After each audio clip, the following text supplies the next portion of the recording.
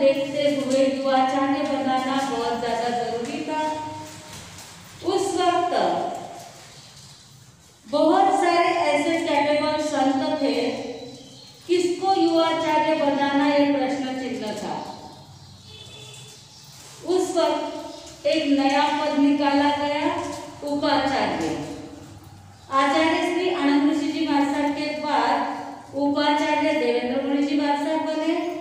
आचार्य आनंद ऋषि जी महाराज develop होने के बाद देवेंद्र मुनि जी महाराज आचार्य बने और देवेंद्र मुनि जी महाराज के डेवलप होने के बाद आचार्य शिव मुनि जी महाराज को आचार्य पद दिया गया। उस आचार्य पद को सुशोभित करते हुए वैसे देखा जाए तो आचार्य श्री शिव मुनि जी महाराज दीक्षा के पूर्व फॉरेन रिटर्न कहते हैं ना, उस प्रकार से है। एक भजन के माध्यम से हम उनके परिवार आदि को देखेंगे। आचार्य गुरुवर की जयंती है मनाना, आचार्य शिव मुनि की जयंती है मनाना। श्रद्धा सुमन चढ़ाने हो, श्रद्धा सुमन चढ़ाने तप जप की भेंट लाना। आचार्य गुरुवर के गुण को ना भुलाना, आराध्य गुरुवर के गुण को नहीं भुलाना। श्रद्धा सुमन चढ़ाने हो, श्रद्धा सुमन चढ़ाने तप जप की भेंट लाना। आचार्य शिव मुनि की जयंती है मनाना। चिरंजी लाल के ये लाडले दुलारे, माता विद्याबाई को प्राण से भी प्यारे। संस्कारी कुल में जन्मे शिव कुमार प्यारे, संस्कारी कुल में जन्मे शिव कुमार प्यारे। श्रद्धा सुमन चढ़ाने हो, श्रद्धा सुमन चढ़ाने तप जप की भेंट लाना।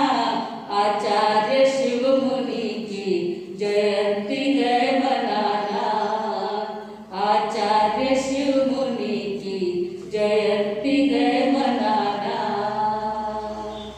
ज्ञान मुनि ज्ञानी गुरु चरण को स्वीकारा, शिव कुमार बन गए जिन शासन सितारा। सुर इंद्र नर भी कहते शिव मुनि के गुण गाना, सुर इंद्र नर भी कहते शिव मुनि के गुण गाना। श्रद्धा सुमन चढ़ाने हो, श्रद्धा सुमन चढ़ाने तप जप की भेंट लाना। आचार्य शिव मुनि जी की जयंती है मनाना। आगम के जो ध्याता लेखक कवि वक्ता, साहित्य वाचस्पति आचार्य सबके नेता। पुण्य से पाए उज्ज्वल धर्म के प्रणेता, पुण्य से पाए उज्ज्वल धर्म के प्रणेता। श्रद्धा सुमन चढ़ाने हो, श्रद्धा सुमन चढ़ाने तप जप की भेंट लाना। आचार्य गुरुवर की जयंती है मनाना, आचार्य गुरुवर की जयंती है मनाना। आचार्य शिव मुनि की जयंती है मनाना। आज जिनकी जन्म जयंती है, आप सब जानते हैं लगभग सभी ने दर्शन किए होंगे। लगभग ऐसा कोई भी नहीं होगा कि जिन्होंने वर्तमान आचार्य डॉक्टर शिवमुनि जी महाराज साहब के दर्शन ना किए हो। ध्यान योगी नित्य ध्यान साधना में ही रहते हैं, लोकेशना से बहुत दूर। लोकेशना यानी क्या?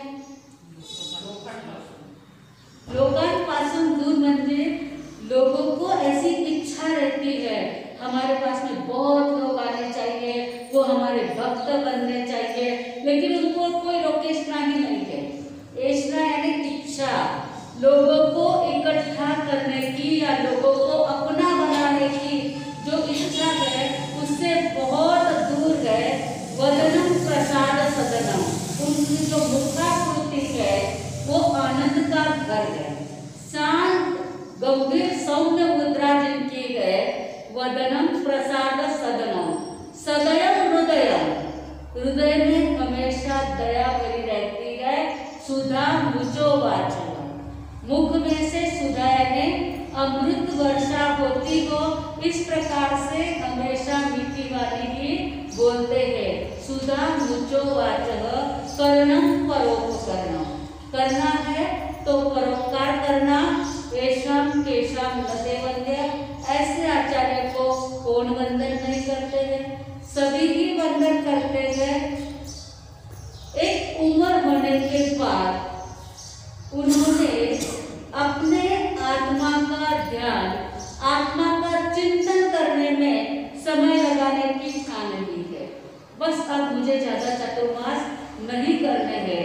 जो ज्ञानी हो, ध्यानी हो, तपस्वी हो, कौन नहीं चाहता घूमना घूमना फिरना, लोगों से बातें करना, हर कोई चाहता है। परंतु जिसको आत्मा का लक्ष्य होता है, जो आत्मार्थी होते हैं, उनको ऐसा लगता है वर्षों तक लोगों को उपदेश दिया है, उतना भी जीवन में उतार ले तो बहुत अच्छी बात है। जहाँ एक स्थान पर रहे हुए है, उस एक स्थान पर भी वो कंटिन्यू ध्यान शिविर तो चलती ही रहती है। कितने लोगों ने ध्यान शिविर किए आप तो बताना। आचार्य श्री की ध्यान शिविर कितने लोगों ने किए? बहनों में से 5-10 हाथ ऊपर हुए। भाइयों ने दुकान बंद करने जाओ तो टाइम बस मिले उनको लोकेशना नहीं है, पर आपको वित्तेशना है। वित्तेशना यानी वित्त यानी पैसा और एशना यानी इच्छा, आकांक्षा। जिसको वित्तेशना होती है वह आत्मा के लिए समय नहीं निकाल पाते हैं।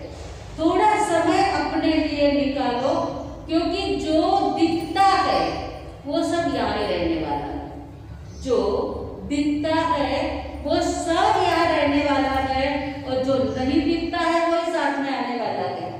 तो क्या नहीं दिखता है? बराबर है।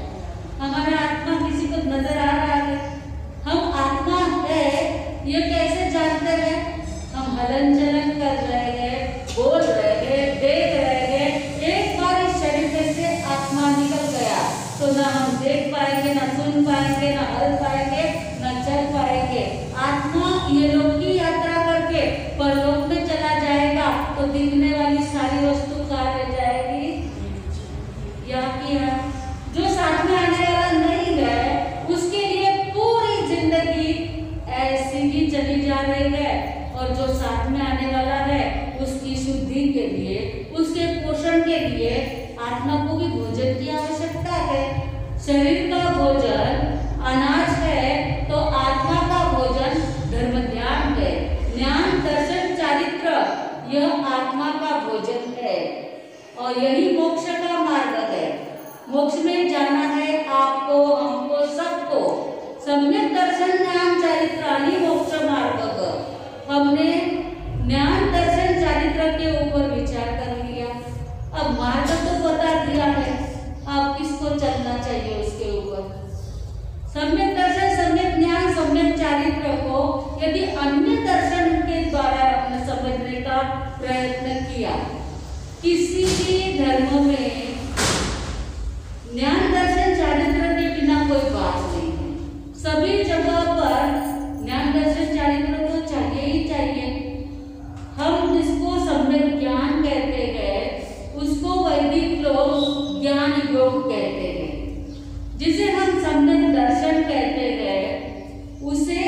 वैदिक लोग भक्ति योग कहते हैं, और जिसे हम चारित्र कहते हैं, सम्यक चारित्र कहते हैं, उसे अन्य लोग कर्म योग कहते हैं। कर्म चारित्र है सदाचार, हमारा कार्य कैसा है, हमारी नीतिमत्ता कैसी है, हमारा सदाचार कैरेक्टर कैसा है। If wealth is not, nothing is lost. If wealth is lost, आपकी संपत्ति यदि कम हो गई या खत्म हो गई, कुछ भी नहीं जाता है उसमें से। If health is lost, something is lost. आपका शरीर कमजोर हो गया या यदि तबीयत बिगड़ गई तो कुछ बिगड़ा है, परंतु इस character is lost, everything is lost. यदि आपका चारित्र खत्म हो गया तो सब कुछ खत्म हो गया है। इसलिए चारित्र का बहुत ज्यादा महत्व है, और इस सम्यक दर्शन ज्ञान चारित्र को जिन्होंने प्राप्त किया है, ऐसे आचार्य श्री शिवपुरी जी महाराज साहब ने अपने जीवन में लगभग 40 साल से ज्यादा वर्ष हो गए निरंतर वर्षितप कर रहे हैं। निरंतर वर्षितप, जो वर्षितप करते हैं ना, एक दिन उपवास, एक दिन पारना, 1 साल 2 साल पूरे होते हैं तो ऐसा लगता है अब ये कब पूरा होगा। कितनी बार है, बस अब 2-4 महीने रह गए, अब 2 महीने रह गए, अब 1 ही महीना रह गया है। लेकिन आचार्य श्री कभी ऐसा नहीं सोचते।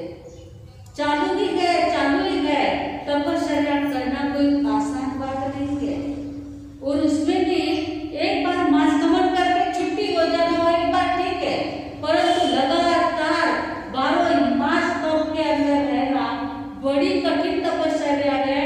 फिर भी वो ज्ञान दर्शन चारित्र तप में बहुत आगे गए। ज्ञान में तो दीक्षा के पहले ही उन्होंने फॉरेन में MA PhD कर लिया था, डिलीट भी उन्होंने कर लिया है। 1942 में उनका जन्म हुआ और 72 में उन्होंने दीक्षा ली। जब फॉरेन जाकर के आ गए, फॉरेन में इसीलिए भेजा गया था कि जो दीक्षा लेने के भाव जगे गए, फॉरेन जाकर के आएंगे तो कुछ तो इच्छा कम हो जाएगी और संसार में रम जाएंगे, परंतु उनका मन संसार में नहीं लगा और उन्होंने अपने जीवन को चारित्रमय बना दिया। ऐसे आचार्य भगवान के लिए हम प्रभु से प्रार्थना करते हैं, गगन में जितने सितारे हैं उतनी जिंदगी को आपकी, गगन में जितने सितारे हैं उतनी जिंदगी को आपकी, चांद तारों से भी ज्यादा जमाने में रोशनी को आपकी। फूल है आपकी जिंदगी, फूल है आपकी जिंदगी, खिली है सदा खिलती रहे, दिन दूनी रात चौगुनी, आपकी आध्यात्मिक तरक्की होती रहे, आपकी आध्यात्मिक तरक्की होती रहे। ऐसे आचार्य शिवपुरी जी महाराज साहब 87 में युवाचार्य बने, 99 में, जब 91 में उन्हें आचार्य पद दिया गया। इस प्रकार से आचार्य श्री की दिनों दिन प्रगति हो रही है, आगे भी होती रहे। इन्हीं भावों के साथ में हमारा जो टॉपिक चल रहा है, जिसने राग द्वेष कामादिक जीते सब जग जान लिया, सब जीवों को मोक्ष मार्ग का निष्पृह को उपदेश दिया, मोक्ष मार्ग का उपदेश दिया। मोक्ष मार्ग सम्यक दर्शन ज्ञान चारित्राणी मोक्ष मार्ग पर हमने विचार कर लिया है, मार्ग बता दिया जाता है। मार्ग पे चलना वो तो हमारा स्वयं का काम होता है। कर्म योग, उसको हम कैसे कर्म कर रहे हैं, कैसे हमें इस मोक्ष मार्ग पे आगे चलना है। एक जाट था, वह जाट एक खेत में काम करता था। उसका बहुत बड़ा खेत था, फल फ्रूट फूल सब्जियां सारी फसलें इतनी ज्यादा थी। वह जब फसल पूरी आ जाती थी तब खेतों में ही ध्यान रखता था, परंतु खेती करते हुए भी उसके मन में श्रद्धा, दर्शन, सम्यक दर्शन, सच्ची श्रद्धा थी कि मुझे एक ना एक दिन के दर्शन करना है। अब हम तो जानते हैं कि भगवान के दर्शन तो क्या करना, हम स्वयं भी भगवान बन सकते हैं, पर वो तो जाट जाति का था, उसको कुछ नहीं पता कि भगवान के दर्शन करना अच्छा होता है या भगवान बनना अच्छा होता है। हम क्या कर रहे हैं उस पर हमारे जीवन का आधार रहता है। वह खेतों को संभालकर सब कुछ करता था, परंतु दिमाग में उसके एक था भगवान के दर्शन करना, और उसने सुन रखा था। जैन साधु संत उनको स्वयं को भगवान के दर्शन होते हैं और वो दूसरों को भी दर्शन कराते हैं। वो खोज में ही था, कोई साधु संत मिल जाए तो मैं उनको पूछूं। और अचानक एक बार जैन संत उनकी जो खेत है उस खेत के पास में से जो रास्ता जा रहा था उसी रास्ते से बड़ा संतों का टोला निकलता है। सारे संत आगे फटाफट विहार करके चले जाते हैं। एक वृद्ध और तपस्वी जो संत थे वो धीरे धीरे चल रहे थे। सारे संत आगे चले गए। खेत के पास में कोई व्यक्ति विशेष था नहीं। इस जाट ने देख लिया कि ये संत अकेले जा रहे हैं, वृद्ध है, भाग भी नहीं सकेंगे। आज तो मैं इनके पूछ के रहूंगा कि जैन लोग, जैन संत भगवान के दर्शन कराते हैं। यदि हाँ कहे तो मैं दर्शन कर लूंगा, और यदि वो नहीं कराते होंगे तो उनको बोल दूंगा कि ये सब जोकोसला मत करो, ये झूठी बातें मत करो, बोल दो कि भगवान के दर्शन हम नहीं करा पाते करके। आज तो मैं चला, और जैसे संत को देखा हाथ में डंडी उठाई और भागा। चप्पल की सूद नहीं, कुछ नहीं, एक ही धुन थी, मुझे भगवान के दर्शन करना है। चप्पल भी नहीं पहनी और ऐसे ही भागे। जो संत वृद्ध थे उनके सामने जाकर के खड़े रहे हो जाते थे और उसकी भाषा क्या करते थे, राम राम बाबा, राम राम। तो संत विचार करते हैं जैन नहीं है तो राम राम ठीक है। दया पालन तो हर किसी को साधु संत कहते हैं, हर एक की अपनी अपनी भाषा होती है। कोई सुखी रहो कहते हैं, कोई दया पालो कहते हैं, जो भी कुछ, लेकिन रिस्पॉन्स तो देते हैं। संत ने भी कहा ठीक है भाई, क्या बात है, कहाँ रहते हो, ऐसा देख करके खुश हो जाते संत। ऐसे जंगल में भी कोई दर्शन के लिए आया है। वो कहता है मुझे एक प्रश्न पूछना है। बोले पूछो। मुझे आपको भगवान के दर्शन कराना है। मैंने सुन रखा है कि जय साधु संत भगवान के दर्शन करा देते हैं। आज आप मुझे दर्शन करा दो, और यदि नहीं करा सकते हैं तो साफ साफ बता दो कि मैं भगवान के दर्शन आपको नहीं करा सकता हूँ। हमारे जैन धर्म में ऐसा कोई दर्शन कराने का नहीं होता है। तो संत विचार करते हैं ये है जाट भाई। नट भाई होना अच्छा, लेकिन जाट भाई बनना बड़ा कठिन है। ये तो अपनी टेक को छोड़ेगा नहीं, और यहाँ बुद्धि से काम चलने वाला नहीं है, यहाँ तो युक्ति से काम लेना होगा। संत कहते हैं कि ये जो खेत है, सामने जो इतना लहलहाता हुआ खेत नजर आ रहा, ये खेत आपका है? बोले हाँ। इसमें आपके साथ में आपके और भाई वगैरह भी है? बोले हाँ। तो ये खेत को, इस खेत में आप रहते हो? बोले नहीं, जब बहुत फसल आ जाती है कभी रहना पड़ता है तो रह जाता हूँ, कभी नहीं रहना पड़ता है तो गाँव में घर है वहां जाकर के रहता हूँ। अच्छा, तो ये कब से खेत आपका है? जाट कहता मुझे बुलावे ना मत काटो। आपको जो प्रश्न पूछा है उसका जवाब दो मुझे। ऐसे अलग अलग प्रश्न पूछ करके आप मुझे बुलाओ मत। मुझे एक बार भगवान के दर्शन कराने होंगे तो कराओ, नहीं कराने होंगे तो बोल दो नहीं करा सकता। अरे भाई वो ही करा रहा हो, ये क्या, ये खेत किसका है, क्या है, ये क्यों पूछ रहे हो? अरे तेरे को भगवान के दर्शन ही करना है ना, कराऊंगा ना, पहले ये तो बता दे कि ये खेत में किसकी किसकी मालिकी है। अरे मैं भी हूँ मालिक, मेरा भाई भी मालिक है। अच्छा, तेरा भाई भी मालिक है क्या इसके? ये कब से है? अरे मेरे बाप दादा से ये खेत है। अच्छा ठीक है, बाप दादा से खेत है। ये खेत के पास से जो रास्ता जा रहा है, दो रास्ते जा रहे हैं। तो एक रास्ता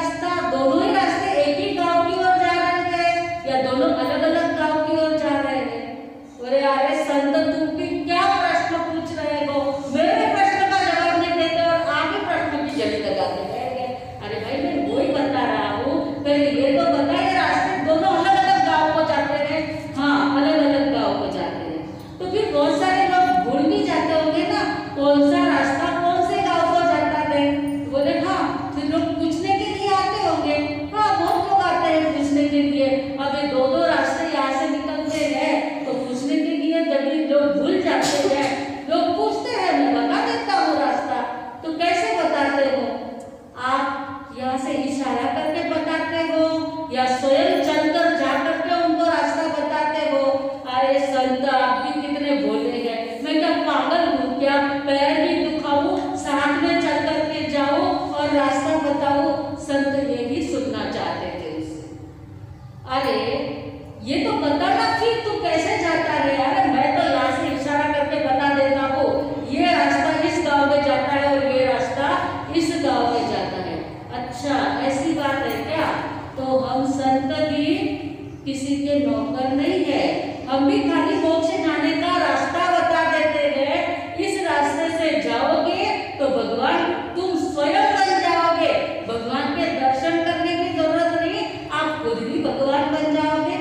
अच्छा अरे फिर तो बड़ा मजा आ जाएगा, फिर तो मैं एक स्थान चुन करके उसमें बैठ जाऊंगा, भक्तों की लाइन लग जाएगी, लोग दर्शन करने के लिए आएंगे और मुझे प्रसाद चढ़ाएंगे, मैं तो मस्त प्रसाद खा करके आराम से रहूंगा। अरे पागल, ऐसा भगवान नहीं बनेगा तू, ऐसा भगवान बन जाएगा कि जहाँ भूख ही ना लगे, प्यास ही ना लगे, दर्द ही ना हो, मस्त जैसे जन्म नहीं, जरा नहीं, रोग नहीं, शोक नहीं, दुख नहीं, दरिद्र नहीं, कुछ नहीं, ऐसा तो सिद्ध बन जाएगा। अच्छा ऐसा भगवान बन जाऊंगा। हाँ तो फिर उसके लिए क्या करना चाहिए? कुछ नहीं करना चाहिए, बस दुनिया से अलग हो जाना चाहिए। मन जो कहे वो नहीं करना चाहिए, मन जो कहे वो नहीं करना चाहिए, अंदर की आवाज जो आती है उसको सुननी चाहिए। अच्छा मन कहे वो नहीं करना चाहिए। संत ने कहा ठीक है, हो गया समाधान, मैं निकलता हूँ। संत तो फटाफट आगे के सारे संत चले गए थे, जल्दी जल्दी संत निकल जाते हैं। अब ये विचार करता है कब से खेत को छोड़ा है। पहले तो एक पशु के अंदर घुस जाए तो मैं डंडा लेके उसके पीछे भागता था, एक छोटे बच्चे को भी, एक छोटे से फ्रूट को भी हाथ लगाने नहीं देता था, और आज कितनी देर से मैंने अपनी खेत को छोड़ दिया। अरे लेकिन संत ने कहा यदि भगवान बनना है तो मन का कुछ नहीं सोचना, जाने को खेत का मुझे क्या करना है। बस खड़ा हो गया वहां पे, 1 घंटा 2 घंटा 3 घंटे हो गए, पैर दुखने लग गए, मन कहता है बैठ जाना चाहिए, आत्मा कहता है बैठने की क्या जरूरत है। संत ने कहा है जो मन में आए वो नहीं करना, मन की बात को नहीं मानना, बस खड़ा ही खड़ा है। शाम हो जाती है, खड़े खड़े पैरों में सूजन आ जाती है, परंतु खड़े ही खड़े गए, रात पड़ जाती है। रात में जीव जंतु इधर उधर जाने आने लग जाते हैं, कोई पैरों को काट रहे हैं, उसमें से खून निकलने लग जाता है। अरे तूने आज दिन तक हल चला करके कितने जीवों को मार डाला है, ये जीव तो खाली तुझे काट ही रहे हैं, लेकिन हल चला के कितने जीवों को काटा, कचरा इकट्ठा करके उसको माचिस से आग लगा दी, कितने जीवों को मार डाला है, ये तो खाली तुझे काट ही रहे हैं। बस काटे तो कोई बात नहीं है, शांति से मन कहे वो नहीं करना। ऐसे चिंतन में खड़ा रह गया। रात को खून की सुगंध आने से वहां से शुगर वगैरह आते हैं, नोच नोच के उस जाट को खा जाते हैं, लेकिन मन में एक ही भाव है, मुझे तो भगवान बनना है, ये शरीर तो क्या है ऐसे ही खत्म हो जाने वाला है। मन कहे वो तो कुछ भी नहीं करना है। चिंतन की धारा शुद्ध शुद्ध शुद्ध होती जाती है और सारे शरीर को नोच के खा लिया है, परंतु मन इतना मजबूत बन गया है, आत्मा इतना दृढ़ बन गया है कि जाट को किसी भी बात की सुध नहीं है, बस मुझे तो परमात्मा बनना है, इस शरीर का क्या है। ऐसा सोचते सोचते जाट को गुणस्थान की श्रेणी चढ़ते चढ़ते वहां जंगल में केवल ध्यान केवल दर्शन हो जाता है। देवदुंदुभी बसती है, केवली का महोत्सव करने देवलोक के देवता आते हैं और वह सारा शरीर नोच के खा लिया था, आयुष्य कर्म पूरा हो जाता है और वह सब वो जो जाट है वहीं पर ही खत्म हो जाता है। भावों की श्रेणी जब आगे बढ़ जाती है तो आत्मा परमात्मा बनते देर नहीं लगती है। यह मोक्ष का मार्ग साधु संत आपको बताते हैं। तीर्थंकर परमात्मा ने शास्त्रों में लिखा है, हमने पढ़ा है, हम उस मार्ग पर चलने की कोशिश कर रहे हैं, आपको भी बता रहे हैं। बस उसके ऊपर पुरुषार्थ करेंगे तो आत्मा का कल्याण हो जाएगा। आचार्य श्री ने तो पुरुषार्थ कर लिया, ध्यान साधना आदि कर रहे हैं, तो हमारे भी आत्मा का जल्दी से जल्दी कल्याण हो जाए और हम भी सिद्ध बुद्ध मुक्त बने। इन्हीं भावों के साथ गुरु गोविंद स्वामी भगवान की जय। पचकान एकासना आयन उपवास और कोई पचकान कोई सूचना मंगल पाठ सामूहिक